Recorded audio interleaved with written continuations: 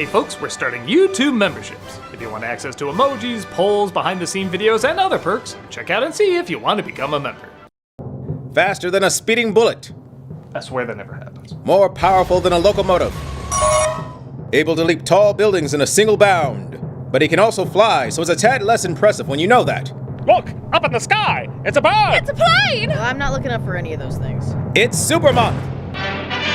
Yes, it's Supermonth! A gimmicky attempt for a YouTube channel to drive up viewership. Supermonth! Standing uncomfortably still, making everyone feel awkward. Supermonth! Critiquing what's left of the Superman movies so he can pad out another compilation video. Supermonth! Who, disguised as nostalgia critic, mild-mannered loser in desperate need of fights a never-ending battle to spew, because it's the American way. Let's go back to the beginning of superhero movies. Not that way. While many audiences find themselves growing tired of superhero flicks, there was a time when they weren't even a thing. Sure, there were shows and serials, but a superhero film, at least a serious superhero film, wasn't really a thing until Superman.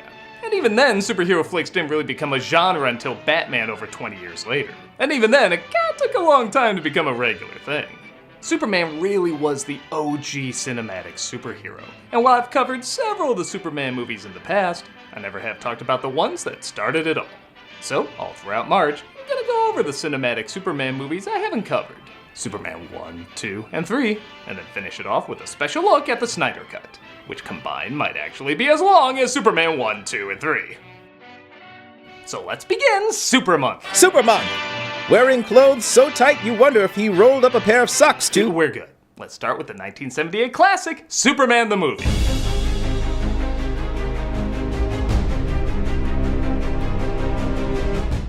Words can't explain how excited but also nervous the film industry was about this flick. Remember, superhero films weren't a thing yet, so there's a big push to make this film a spectacle if, say, they missed the window of superheroes' popularity. The biggest stars were named first, even if they had less screen time than the lead. Little footage of Superman was shown in case people couldn't take him in that outfit seriously, and they pushed that the effects were so good, you will believe a man can fly. Yep, that was a tagline in all the ads, and the ironic thing is, Superman did fly, just not in the way they thought. People loved the movie, not because of the flying effects, which were fine for the time, but because it captured the essence of this American icon so well, it reminded audiences why superheroes are so important and will never truly go away. It combined both the playful campiness but also epic sides of the character that many still credited as the original blueprint for most superhero films that followed, including things that geeks like us love to nitpick, but we'll get to that in a bit.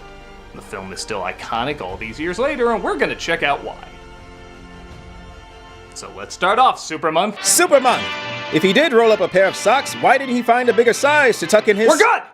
Let's take a look at Superman the Movie. The film sets the tone with an old school intro, making it clear it's gonna harken back to the golden age of comic books, and not be filled with a bunch of dated 70s references. Well, not many. Hey, Jim! Whoa! Excuse me.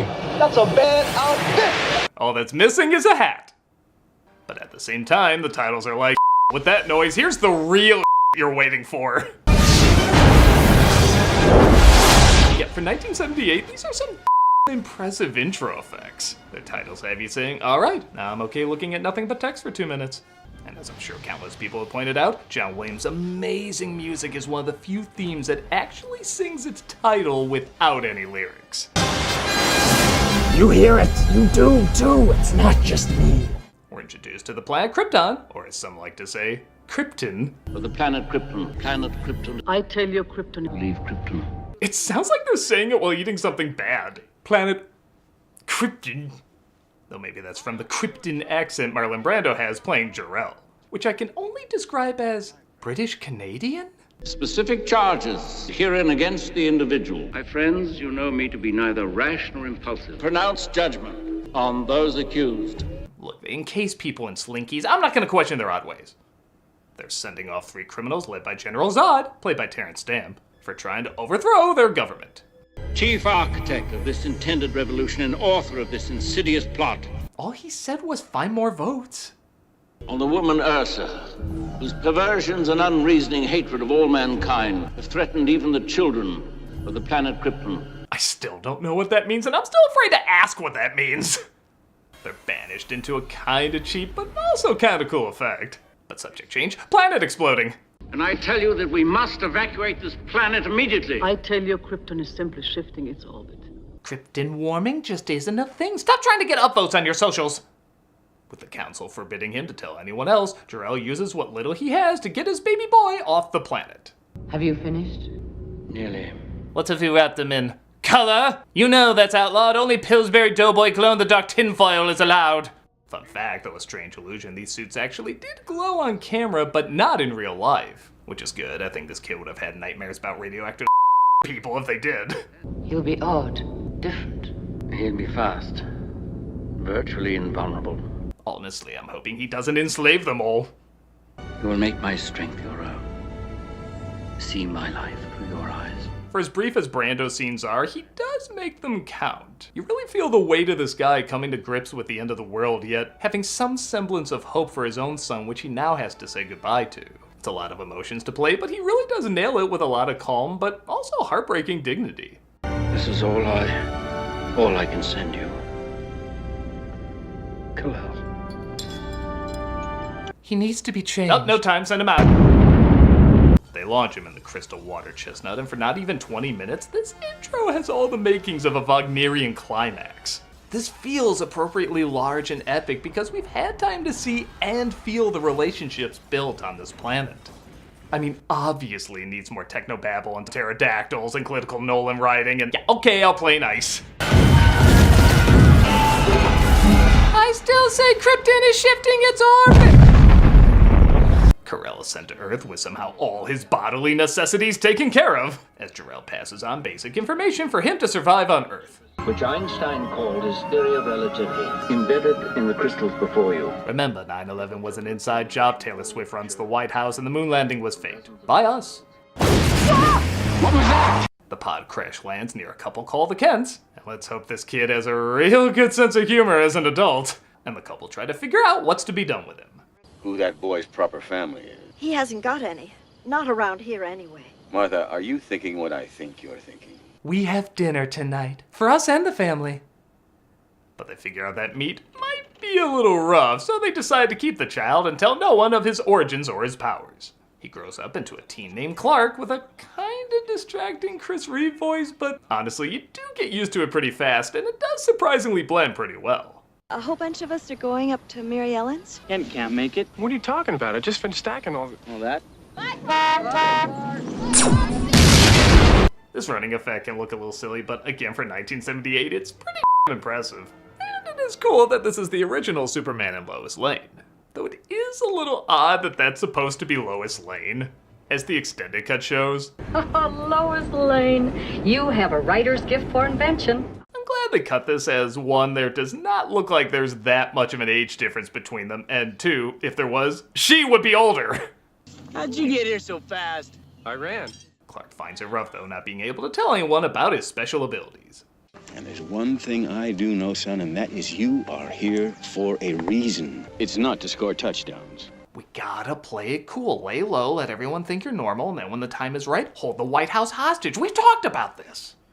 In a really well done death scene, the father falls to his knees and gives one of a quivering lip. Oh no. Jesus, that guy's gonna die.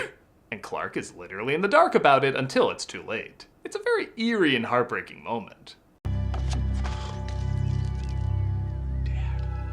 And look, I know I said I lay off Man of Steel, and I meant it, but even outside that, I think most of us can agree there's a little too much over-explaining in superhero films now.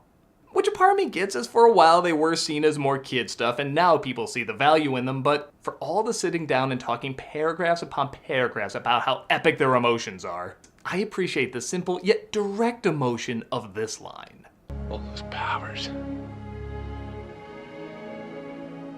And I couldn't even save him. That is this film's with great power comes great responsibility. Yeah, off. So much of what Superman is and isn't, his strengths and weaknesses, what makes him alien but also makes him human, is in that line. Honestly, when I was a kid, my favorite scenes were probably your favorite scenes as a kid. The flying stuff, the epic destruction, the funny lines, action, adventure, all that stuff. But as an adult, these moments of Clark quietly thinking over who he is after his father's passing is amazing to me.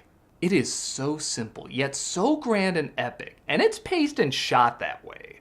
The death of one person who is cherished and loved is just as huge and important as the death of an entire civilization. Mother. I know, son. I know. The perfect word I can use to describe it is Americana. Not cancel, whatever you want here. Oh, sorry, boycott again. They're just so different. But simple truths leading to complex emotions. Small words leading to big ideas. Humble beginnings leading to extraordinary futures. Like I said, there's a reason this is the blueprint for a lot of superhero movies. One night, though, Clark hears something calling to him under the barn. Huh, so that's why the cows have 6 eyes. Clark takes this as a calling and tells his mother he has to go away and find his destiny. Do you know where you're headed? North. Clark, I told you, Santa isn't real. You'll never find him. He makes his way to the Antarctic where he tosses the green rod into the snow. I'm always legit impressed whenever I see how legit alien anything Kryptonian looks. Like, you've seen giant monsters and weird environments that are done so much, they can kind of be from any sci-fi. But this is so distinct and original, it truly does feel otherworldly. He uses the Kryptonian technology to summon sort of a living recording of his father. Again, kind of an advanced idea for something like this. So, my son, speak. If a bad guy came in here and pretended to be me, would you fall for it? Oh my god, yes. Remember, we're a species that let our planet blow up. We're not very good at crossing the T's and dotting the I's. Who am I? Your name is Kal-El. Years pass as Jor-El tells Clark about who he is. Again, moments like this I found really boring as a kid, but I also knew they were important. Almost like being put in a meditative state and coming out stronger. It establishes an atmosphere of patience and growing, which is what's required for the character. Which Clark certainly does. We finally get our first shot of Superman in the suit flying triumphantly through the air. And then you're stuck with his nerdy identity for 20 minutes. Ken, can you open this? Oh, sure, Mr. White. In any other movie, I'd be really pissed off. But A, that is really funny when you think about it. All this build-up, there he is, here we go, and then this for dozens of minutes. And B, we finally get some levity. Any more at home like you? Not really, no. Christopher Reeve's Clark Kent is just as equally good as his Superman. He is 100% believable, awkward, and funny. Everyone knows the glasses don't hide that much and how tall and built he is. Come on, you can clearly tell this is Superman, but with his acting being that good, I actually can believe nobody would put this together. I guess I must have fainted. Fainted? You fainted. Sorry. His subtle change in voice reminds me a lot of Kevin Conroy's subtle change of voice with Bruce Wayne and Batman. Neither sounds like a fake voice, it's just the tiniest little tweaks, yet they sound like entirely different people. There's something I have to tell you. I'm really... I was, at first, really nervous about tonight. Margot Kidder as Lois Lane is equally entertaining. Especially when you wonder, what the is she writing about? Maniac profile. Making sense of senseless killing. Here's that story on East Side murder case. Wow, Superman clearly isn't on the clock yet. There's no Z in Brazil. How do you spell massacre? There's only one P in... I kind of love the Superman movie to use that word as the PG-1 not directed by Snyder. That's another reason why they can hold off showing Superman a bit more, because the film's very good at showing why the city needs Superman, but also why Superman needs the city. Clark is very much a farm boy. He has simple values and an old-fashioned way of thinking. Perhaps you could arrange for half my salary to be sent to this address. He sends a check every week to his sweet gray-haired old mother. Actually, she's silver-haired. Lois is very much from the city. She has complex ideas and is also interested in always moving forward. There are very few people left in the world who feel comfortable saying that word. What word? Swell. Oh, sounds kind of natural. And what makes it so great is that they make it very clear neither one is better than the other. They both demonstrate pros and cons, and while Lois and Clark are very different, they do get along and help each other out. Just like how Superman's very simple yet optimistic demeanor will balance out the city's advanced yet also complicated environment. Superman and the city offset each other perfectly, the same way Lois and Clark offset each other perfectly. Also, hi Richard Donner. Yeah, I also think the extra time is worth it for that blooper. When a helicopter crashes, Clark finally makes his first appearance as Supes, changing in the classic way. Changing in this weird way. Wait! Who are you? I'm Batman. Well, somebody has to talk to Wardrobe. Hey folks, I'll be playing Final Fantasy VII every Friday on Twitch. I've never played a Final Fantasy game before, so I'm excited to see what they're like. Hope to see you there. Supes makes the round, stopping all sorts of crimes and saving all sorts of kitties. Because of course there's a scene like that in this. Man swooped out of the sky and gave him to me. Haven't I told you to stop telling lies?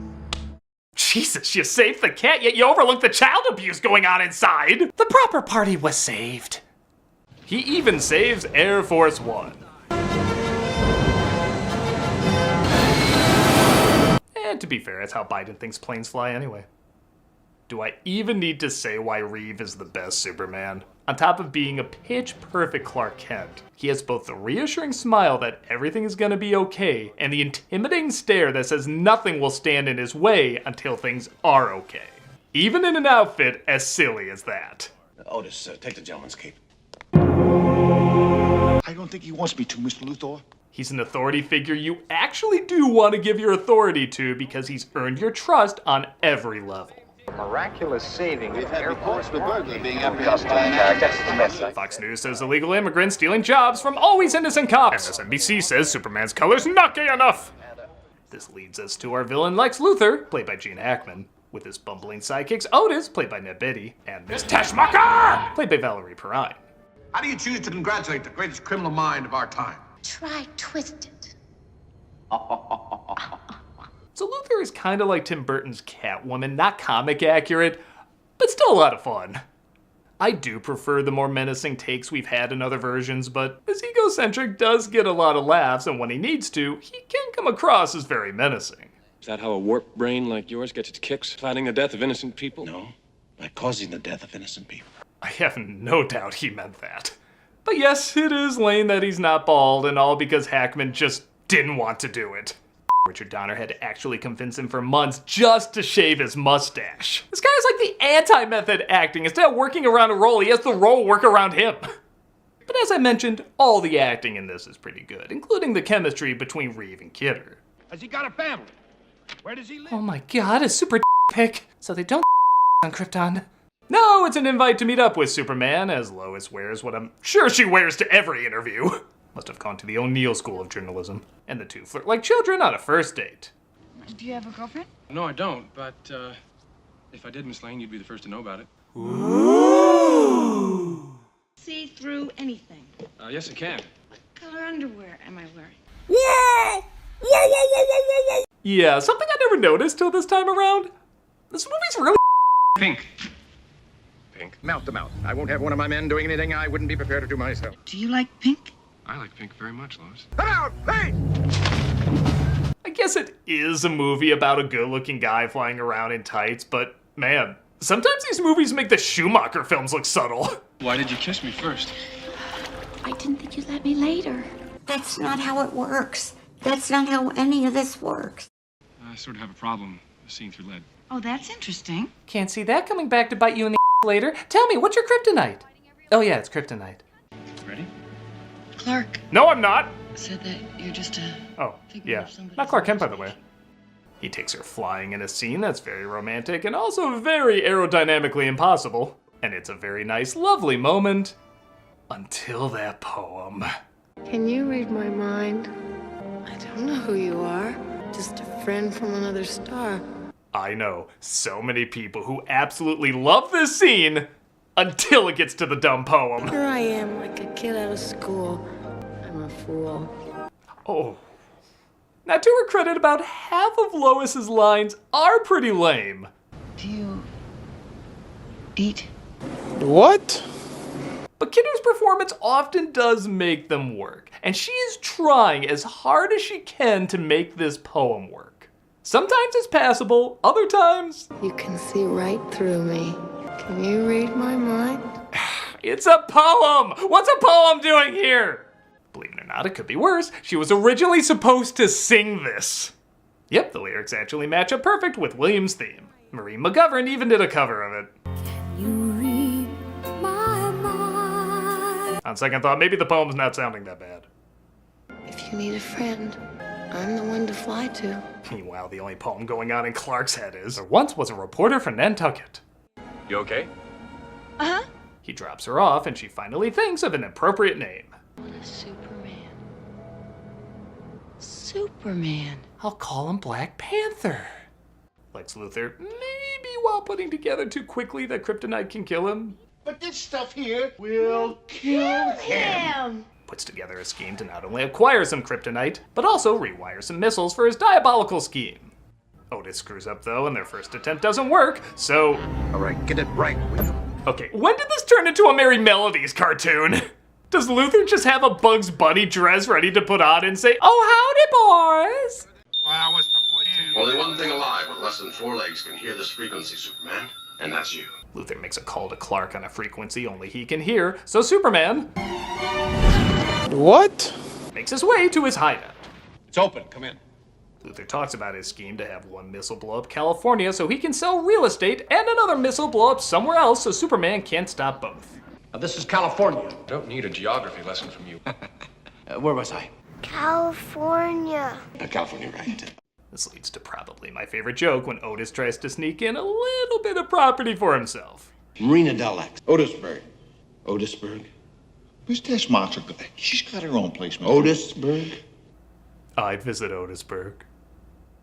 I hear the pig's quite good. The missiles are launched as they figure out too late they've been rigged. Though it's really not surprising when you figure out this was the guy in charge. Function negative, sir. They have the new P-20 low-level avoidance systems. Our next president has to be named Yelnik McWawa. Superman, of course, discovers the kryptonite, and he questions if Luthor even cares where the other missile is going. I know exactly where it's headed. Hackensack, New Jersey. That's not bad. I can drown. Tessmacher reveals her mother lives in Hackensack, so she frees Superman as long as he agrees to save her first. But you can't just stand there and let millions of innocent people die. Maybe. Ooh, the Pa Kent approach. Just let him die. Maybe. Okay, I said I would lay off those jokes, but these two should not be so close on the same plane.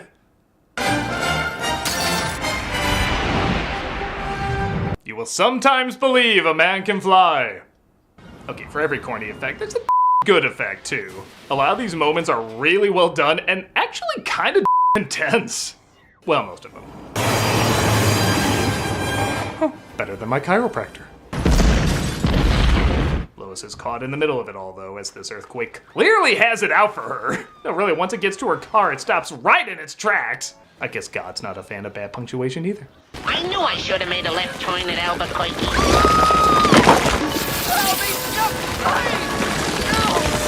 So yeah, this is pretty much a horror film now. For all the corniness this movie has, when it wants to get dramatic, it doesn't hold back. All the little kids in the audience get to watch Lois slowly and horrifically die.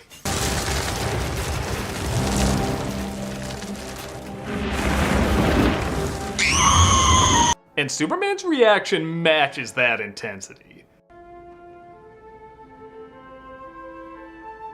No, really, it's easy to believe the guy who wrote Godfather wrote this because, man, it just wants you to sit with this death scene. Reeve plays it as serious as if this was a documentary. Like, it's some of the most chilling acting I've ever seen around a death sequence. Silly tights and all.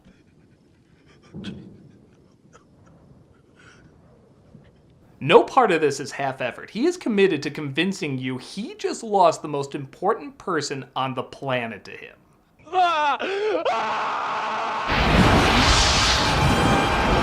And then it gets dumb. Yeah, y'all know what's coming. Easily the worst part of the movie. Superman spins the Earth in reverse and causes time to move backwards.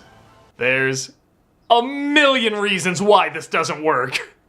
Some say he could always do it, but didn't because it would interrupt in human affairs. Well, what, he hasn't already? And what, he couldn't do this a million times before then? In fact, is that really a good ethical code? All those powers and I couldn't save him. Oh wait, I can now? Like what, so he doesn't have to live with his humanity? But okay, let's say the death of Lois was what gave him the extra adrenaline to do this trick. Like it's a one-time thing. Did he stop the extra missile? The gas station still blew up and he saved Jimmy from the dam, but the earthquake didn't happen? And let's say he did. Is there just another Superman flying around that stopped that missile? What happens to him? Does he just go up to him and act like, who are you? Oh, I'm you from a timeline where Lois dies. Oh, is she okay? Well, she is now. Well, what happens to me? Well, you die. There can be only one. It just don't add up! Any way you cut it, there's something that doesn't make sense. But like I said, the rest of this movie is still so good, it doesn't hurt it. It gets right back to being likable as Poor Clark. Never around when... Clark, wait a minute. I think Perry White is Wonder Woman. Superman drops off Lex Luthor, shows they could have done a pretty convincing bald cap, so just makes the wigs even more pointless. I just want to see people who look like me on the big screen. And Superman flies into space to look over the world he threw out the galaxy's alignment, and will probably crash into Mercury one day because of it. But I don't care. This film's still phenomenal. Yes, there's a couple things that don't work, but not only are they very few, but the stuff that does work set the bar for all future superhero movies. At a time where there really wasn't much of a precedent for this sort of thing, this film really decided to give a lot of drama, a lot of heart, and a lot of dignity while still keeping true to its playful silliness. It's amazing how well this film accomplishes being both light and upbeat, but also heavy and epic at the same time. It's one of the best superhero movies ever made, and if it isn't your all-time favorite, I can assure you, it definitely inspired your all-time favorite. I'm the Nostalgia Critic, and Supermonth has just begun! Supermonth! Able to about the tiniest things any normal person wouldn't care about. Stop! We're done. What the?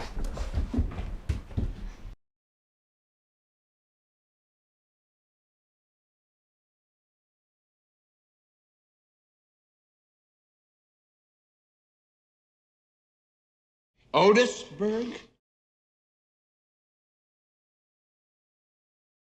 We're continuing cameos for charity, and all this month, we're donating to Living Beyond Breast Cancer. Living Beyond Breast Cancer is fulfilling its mission to provide trusted information and a community of support to those impacted by the disease. They offer in-person experiences and on-demand emotional, practical, and evidence-based content that is meaningful to those newly diagnosed, in treatment, post-treatment, and living with metastatic disease. Having done this for over 30 years and having a 4-star rating on Charity Navigator, this is definitely a great one to support. So if you want a cameo from me saying happy birthday or congrats or whatever, click on the link below and be giving to a good cause. Or if you're like, I hate your face, I don't want a cameo from you, still consider looking at this charity anyway. Whether you donate, volunteer, or just spread the word, you can do a lot in helping this wonderful organization out. So click on the link and give it a look. Thanks so much.